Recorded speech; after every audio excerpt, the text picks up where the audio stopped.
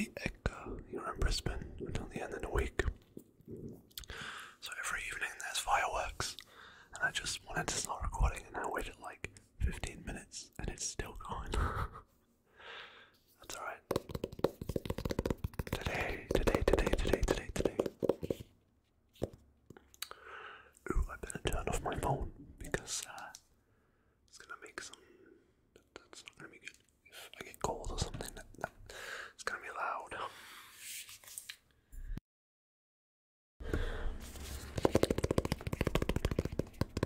Today.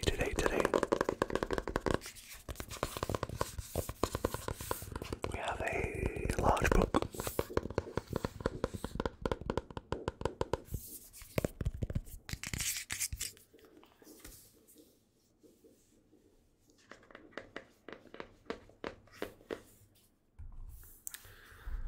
The Cyberpunk 2020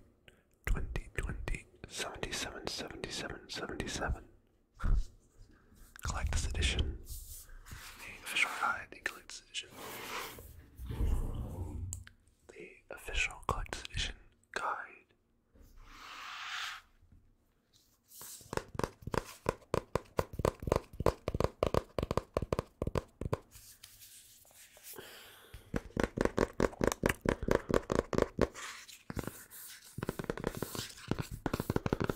The cover makes very nice sounds.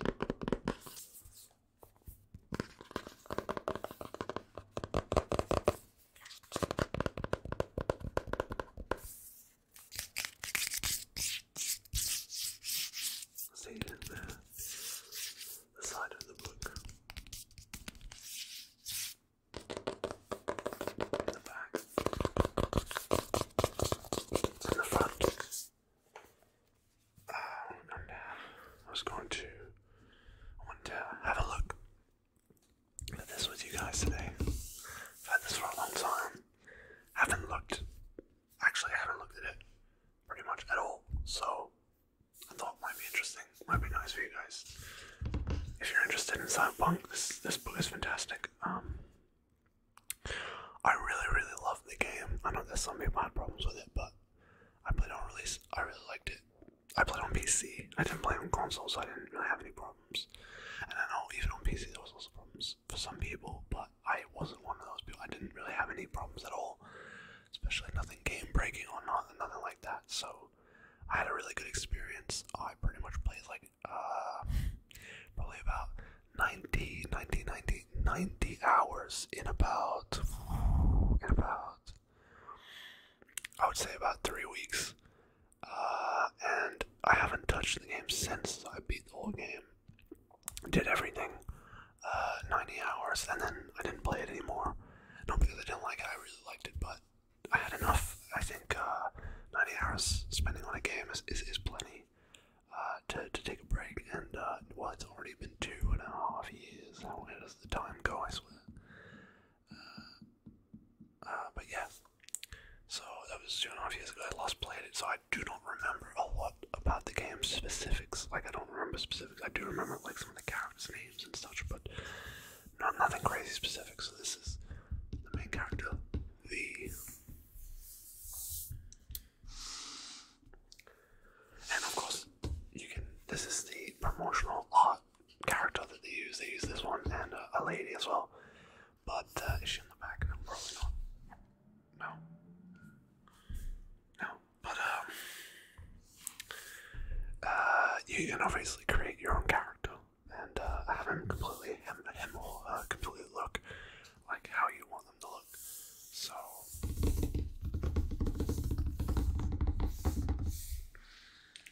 let's have a look.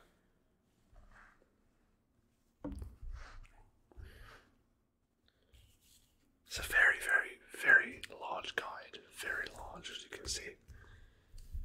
Very detailed. Contents. We have Quick Start, Night City, Primer, Completion Roadmap, Side Jobs, Cyber Psycho Sightings, Gigs, NCPD Scanner Hustles, Atlas, Inventory, Reference and Analysis, and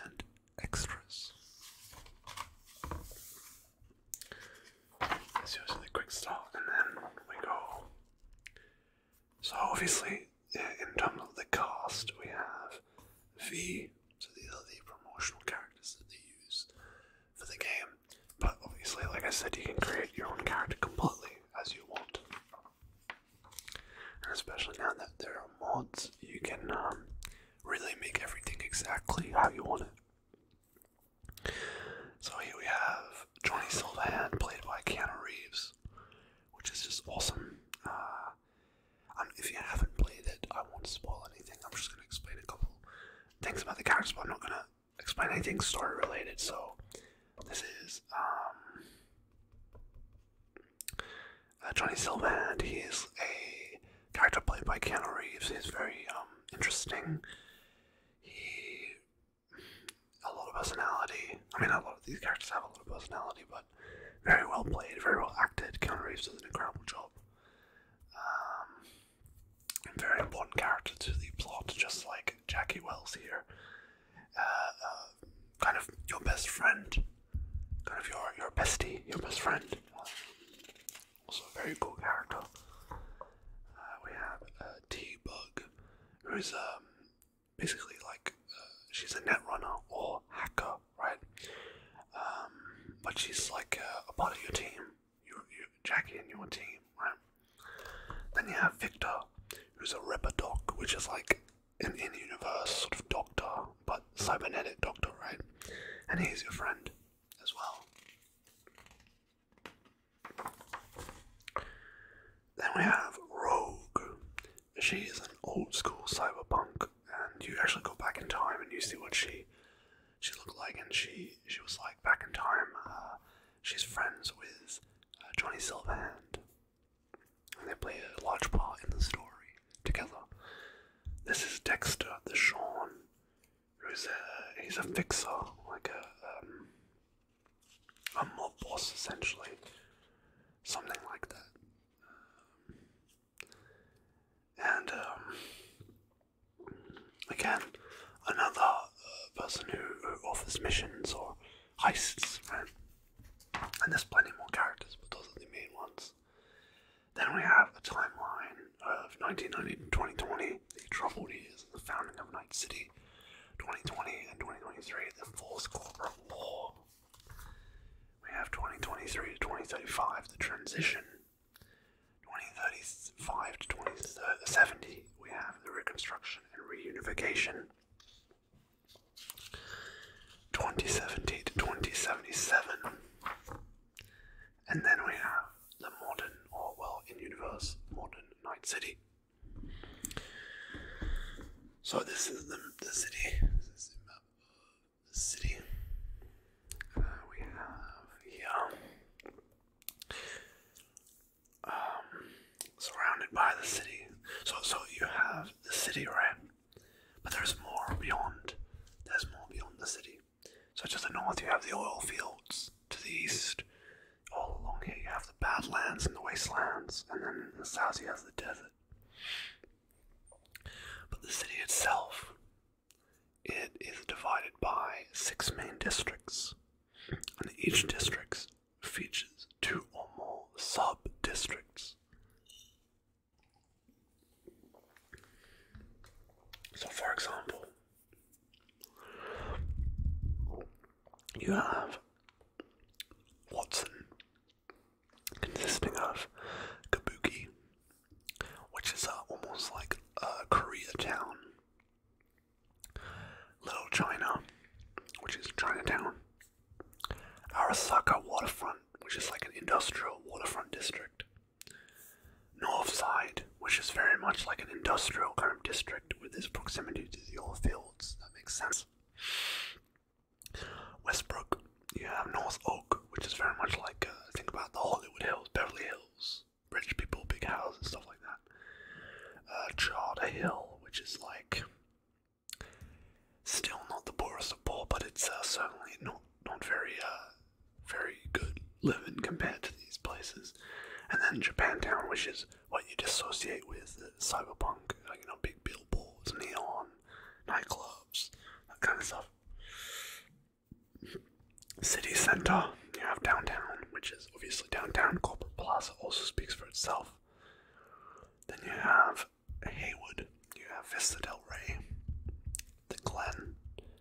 well springs, which are still quite good, but they are because they're close to the city center. But the further you stray away from the city center, the worse it gets, right? Santo Domingo is like industrial, very like Arroyo and Rancho Coronado is very much like industrial backwoods. It can be pretty dangerous out there. And then you have Pacifica, which consists of Coast View and Westwind Estate, which is big skyscrapers and things like that. But they're like inhabited by the homeless, and it's very much, downtrodden area. And all of these areas inhabit different factions in the game. So here it explains, the different areas like Watson, Little China, and all the gangs that inhabit them, right? So you have the Maelstrom, you have the Tiger Claws in Japantown, the Valentinos in Haywood,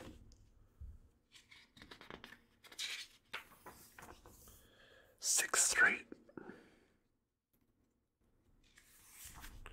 Voodoo Boys, the Animals, all these kinds of people. Because of course the Badlands are outside of the city, it's its own kind of part of the world, right? With different gangs as well.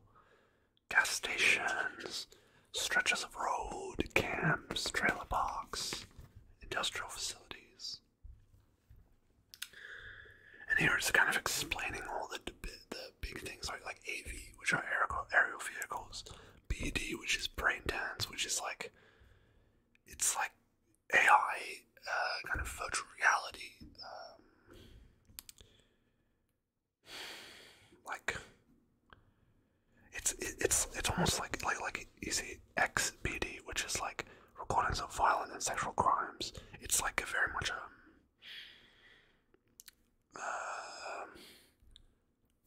like a snuff films mixed with virtual reality, depending on what you are buying into. It's pretty hectic. It can be pretty hectic. Blackwall, which is pretty much this like, it's not internet, but it's like this kind of sort of virtual world. It talks about the cyberware, corporate employees. This is very much all the big important terms. Like cyberspace, dolls, cyberware enhanced prostitutes, eddies, which are Eurodollars. They are the official currency of Night City. Fixes, they are mercenaries, not mob bosses, mercenaries. The old net, and then known as the internet, and then you have the shallow net.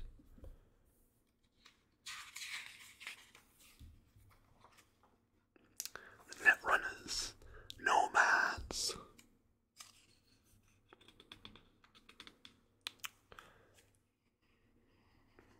Ripperdogs, scavengers. Primer. With a game this vast, detailed, and open-ended as Cyberpunk 2077, it's understandable that many players might feel daunted at the outset. This primer chapter has been written to allay. I'm not familiar with that word. To allay such anxieties with the perfect starting gift, just a little bit of information on a lot of subjects will prepare you for concepts and game mechanics encountered during the opening hours of the adventure, but without ever touching upon story beats or spoiling any surprises. That's very good. So it basically is telling you, the buttons and commands if you're playing on controller, the game structure, your main jobs, your side jobs, your quests unlocked by calls, your free roaming. You have non-violent methods, strategic decisions, exclusive interactions and dialogue decisions, public areas, hostile areas, stealth, all this kind of stuff you can do to resolve situations. combat. It describes every single basic aspect of the game. And of course you have your character creation here, your skills and your perks. And it's divided upon body. Your attributes are divided in body, reflexes, technical ability, intelligence, and cool. Body consists of skills like annihilation, athletics, and straight brawler. Reflexes consists of handguns, assault, and blades. Technical ability consists of engineering and crafting, and intelligence consists of breach protocol and quick hacking, as well as cool consisting of stealth and cold blood. Shows you about, talks about the gangs and factions, the random loot and unique collectibles, the different rarities. And then we have a completion roadmap. Now, it doesn't have, like, look at this, there's so much information. It's very, very interesting, and it's very nice that they did it this way. Now, look at this. This is the flowchart of the game structure. Now, there's multiple different endings, right? So here you start the prologue. This is the prologue. And it's fairly linear during the prologue, right? Fairly linear. But then you get here. And then it just splits off in all which ways, all these different directions.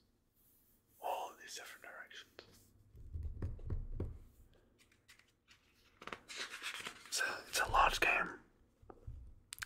And this is a very nice way of describing, as you can see. Yeah, you can see the open world difficulty is Watson at the top, the least difficult.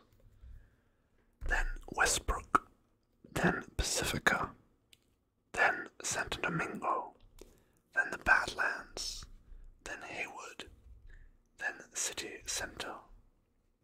It shows you the level range of each location.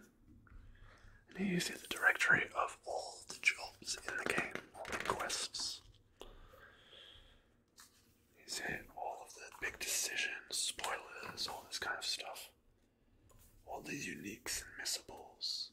It's very, very, very cool that they list everything. But we're not going to look at any of this main or side stuff because if you haven't played the game, I do not wish to spoil anything for you. So we're going to skip that. We're going to go straight into this. These cyber psycho sightings. There are 17 cyber psychos that you can encounter in the city. And these are fantastic interactions you can have with these characters. Sometimes you can talk to them, sometimes they'll attack you on sight, and sometimes you'll have to draw them out, lure them out.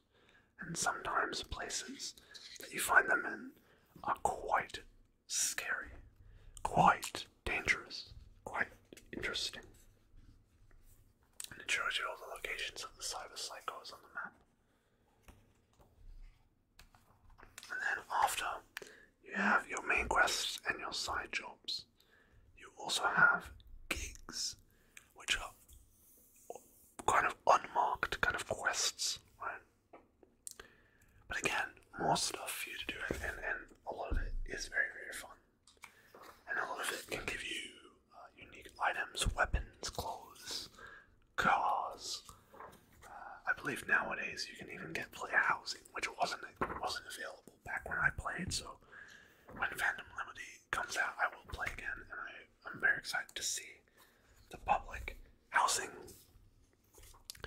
Hustlers are bite-sized scenarios you can encounter throughout Night City and its immediate surroundings. They are like hustles. They are assault in progress, reported crime, a hidden gem, or suspected organized crime activity. They are basically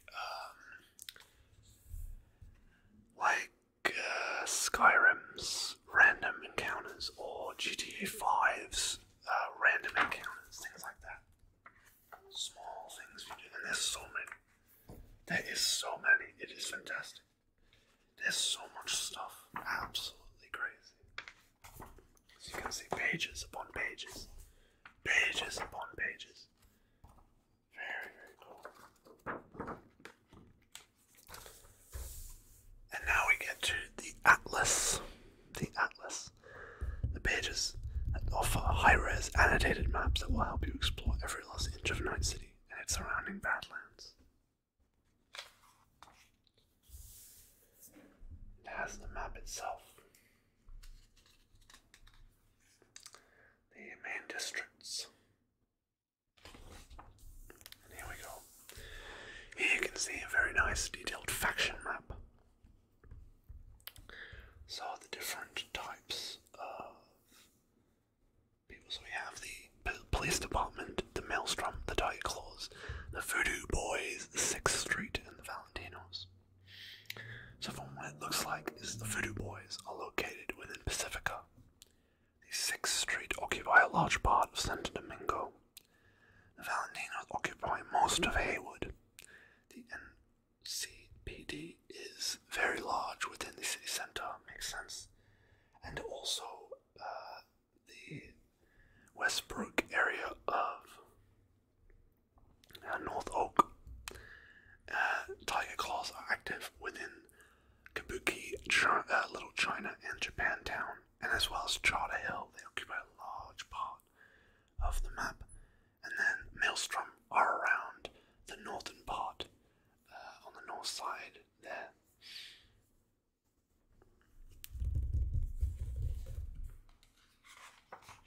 Oh wow, look at this. It has all the different maps in high res. Every part of the city is detailed. Look at that. Wow. And it displays every single event that can happen in every single part of the map. Wow, it really does display everything. That is very, very cool. I do really respect that they did this. And they didn't cut corners. Look at that. Every single part of the map is displayed. Now, inventory. We have the rarity.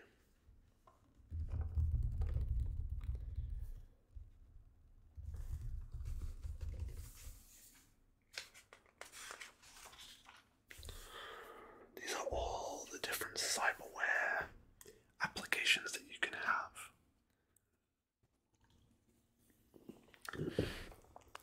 So, for example, for your circulatory system, you can have a second heart. Only legendary, though. You can have a biomonitor, a blood pump, an adrenaline booster, a bioconductor, etc. For your frontal cortex, you can have a limbic system enhancement, a visual cortex support, a RAM upgrade, a memory boost. For your hands, you can have a smart link or a ballistic compressor. For your arms, you can have the infamous mantis blades, which are very cool. I did use a lot. Gorilla arms and mono wire. For your ocular system, you can have Kuroshi optics. For your immune system, you can have a pain editor, a shock and awe, and a metabolic editor. For your nervous system, you can have a neofiber, a maneuvering system, and a reflex tuner.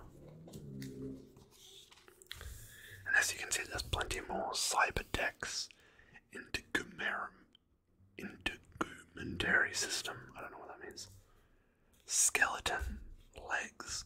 You can have different operating systems. I mean, it's bizarre. It's absolutely crazy. And they've added so much to the game, and there are thousands of mods that you can install. It's just, wonderful. Wonderful, wonderful, wonderful.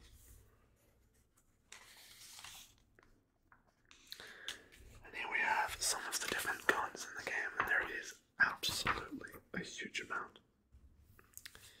It's very, very, very cool to see different melee weapons as well. And then you have all these different unique weapons you can get.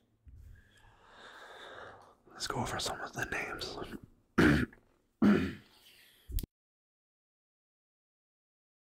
Apologies. Chaos, Buzzsaw, Divided We Stand, Doom Doom, Dying Night, Fenrir, Jinshu Maru,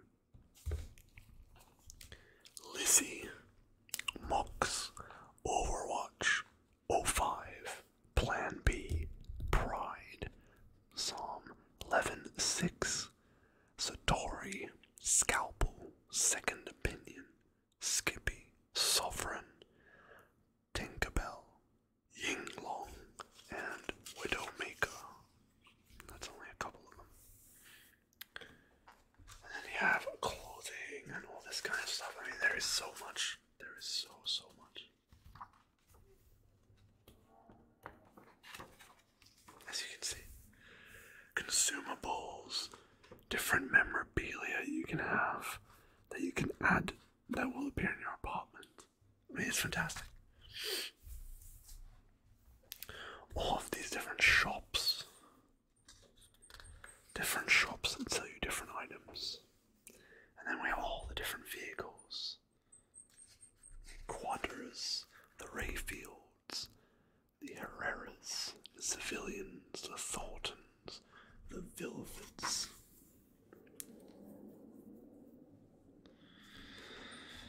Let me see the character progression. You see all the different skills and attributes you can do. I mean, it's just, there is so much. All the different builds you can have. Very, very deeply described. All the crafting you can do. The status effects, the damage modifiers.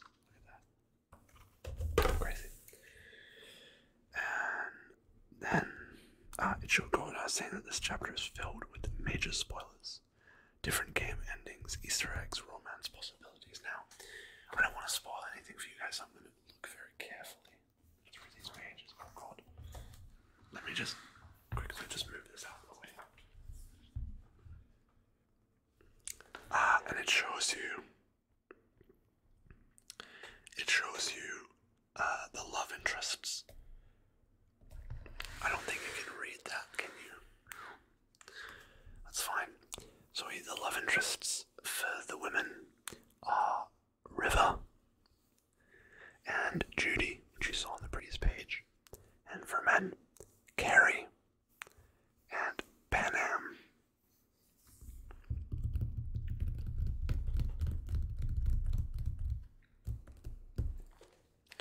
We see the different epilogue scenes, the different endings.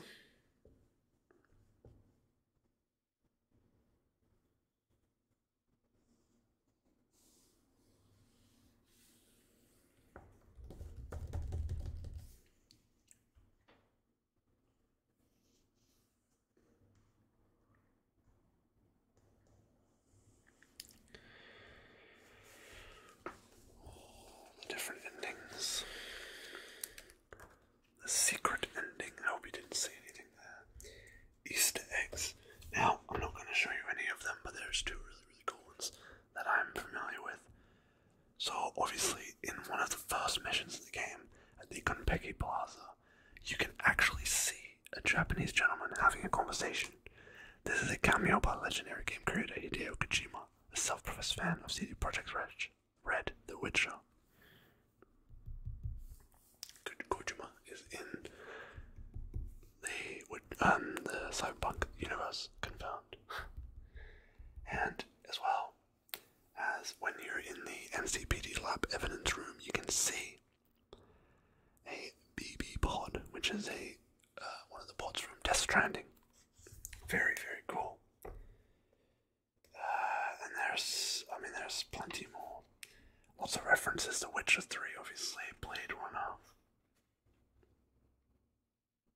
References to Mortal Kombat.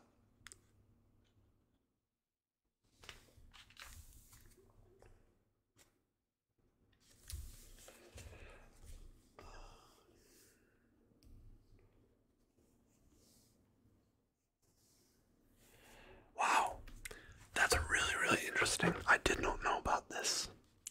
So this here is characters within the game. So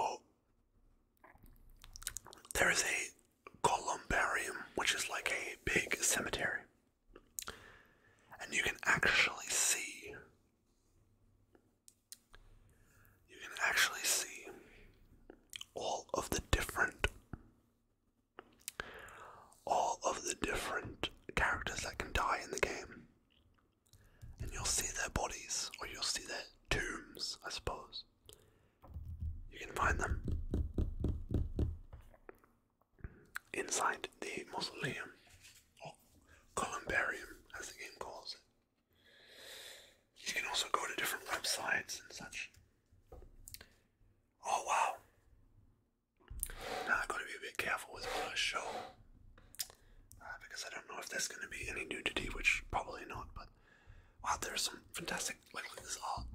Obviously referring to the Passion movie from 2004 by Mel Gibson. We see, we have, but I'll talk about that. Let me just quickly check. I don't want to. Oh yes, okay. I am very, very happy that I checked.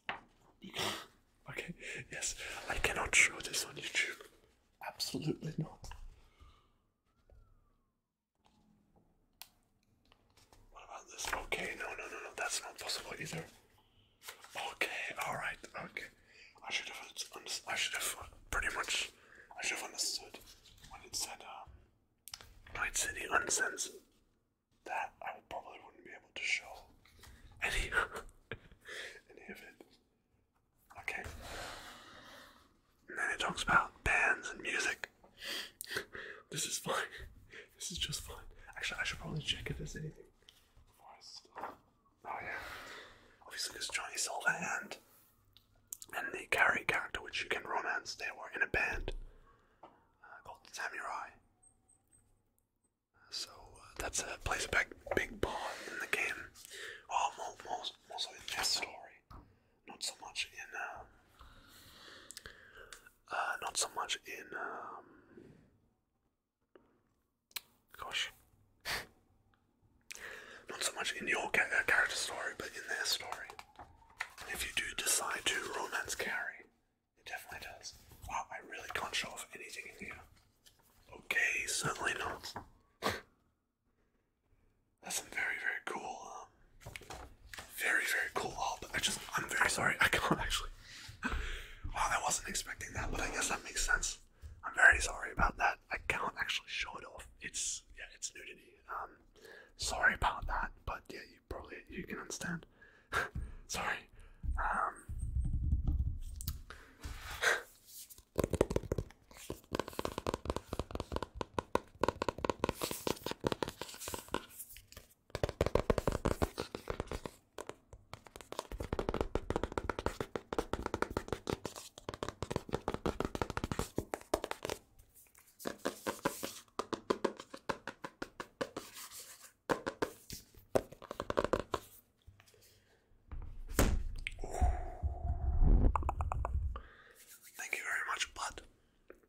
Before you go, I just want to show you something because I wanted this video to go a little bit longer, but let me show you something cool.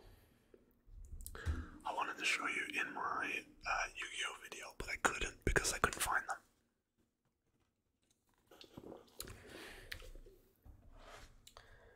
This is a stack of cards that are in plastic.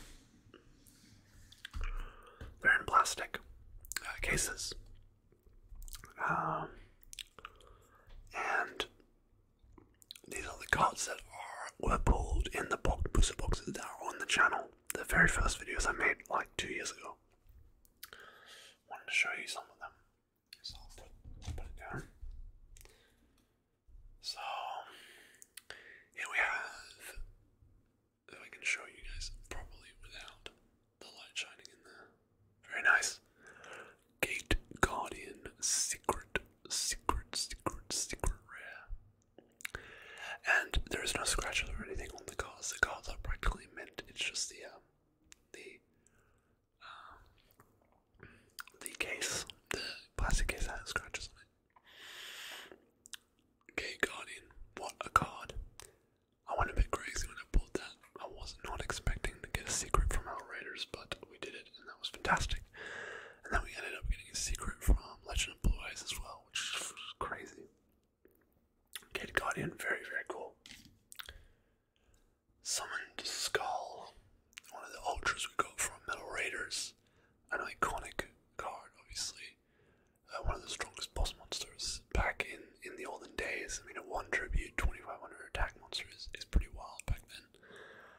doesn't see any play now, sadly, but iconic monster regardless.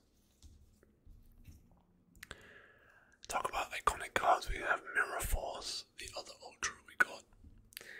I actually do have an English first edition MRD Mirror Force in my possession, which is very cool.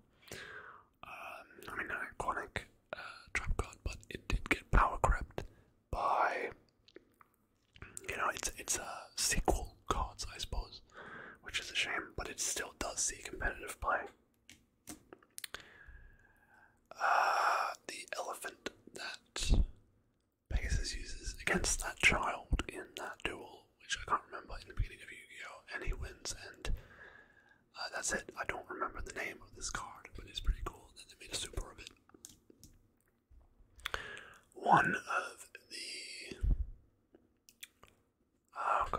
of the K Guardian pieces, it's not Suijin, and it's not Kazujin, it's Sanjin, isn't it? I think so. I'm not sure. They all have names end in Jin. Harpy Lady Sisters. Obviously part of Mai's deck. Pretty iconic cards as well. The Harpy cards, because this is from such an early part of the series. Heavy Storm, obviously very powerful card. Destroy all spell and trap cards on the field. I don't know if it's banned still, or it's probably limited, or semi-limited, but certainly a very powerful card. Here we have Breaker, the Magical Warrior from Magician's Force, one of the ultras we pulled from Magician's Force. Beautiful card, and very powerful 4-star monster as well with the spell counter effect. We have the other ultra, which is XY Dragonhead Cannon.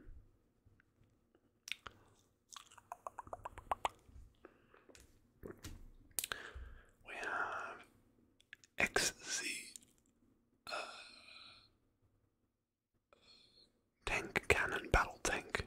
I don't remember. And then we have the other combination as well. We have all three. We got all three in one box, which is very nice.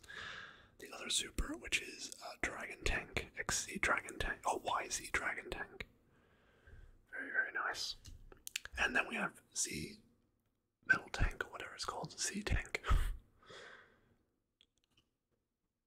And is that, I think that's interdimensional mana transporter. With its blink effect. Then we have an ultra from PGD, which is Ferrophonic Guardian. This is Nightmare Wheel. Then we have, I never remember what this guy's name is. It's an ultra, but I don't remember what this guy's name is. That's an ultra, right? But then like you have a card like here, like Necro Valley. You have Necro Valley, and that's beautiful. But why is that not the ultra? Why is that guy the ultra? I don't understand. Then you have, I think it's Waking Nightmare or something like that. I don't know. It's it looks like Spirit Reaper and that horse, Spirit Horse or whatever. I don't know what that's called. It looks familiar. That's one of the Gravekeepers. It's Gravekeeper's Servant or something like that. Then we have some ultras from Labyrinth of Nightmare. This is Mage Power, an ultra, very nice. It's pretty cool. We got Mage Power and United We Stand in the same booster box. Another very, very powerful equip card. And then we also got Destiny Board, which is freaking awesome. I wish it was like the Japanese one and it had the D, so it's death, not final, but what can you do? Now these next ones, I don't actually know the name. That one is also used by Bakura in their duel in Battle City between Yugi and Bakura. But these three, I recognize them obviously, but I don't know the names.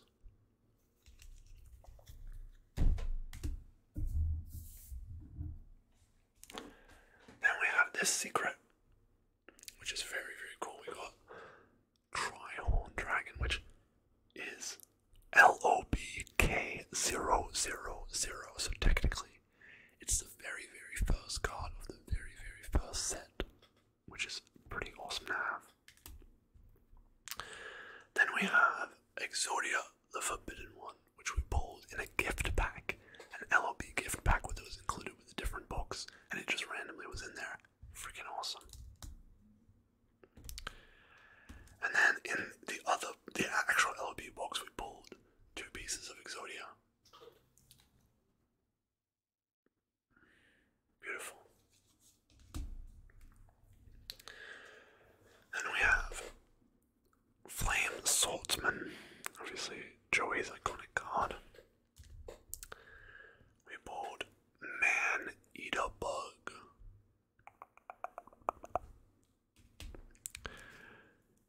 Swords of Revealing Light, what an iconic trap card. Trap card, spell card used in the first episode of Yu-Gi-Oh! Curse of Dragon, another iconic card by Yugi, used by Yugi in the first season a lot. And then we have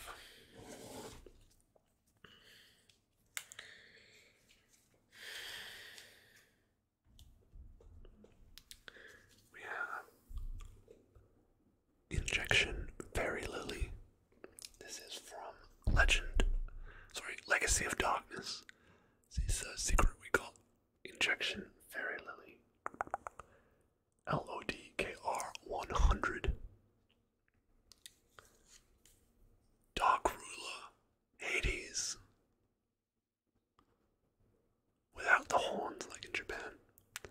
Looks like the TCG version, same as that. And then one of my favorite cards, I swear. It's so pretty.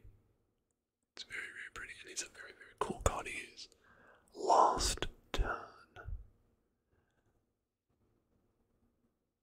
Crazy nice artwork with that. I think that's Chimera Dragon there. One of the spirit monsters Noah uses in the 3rd season. Very nice.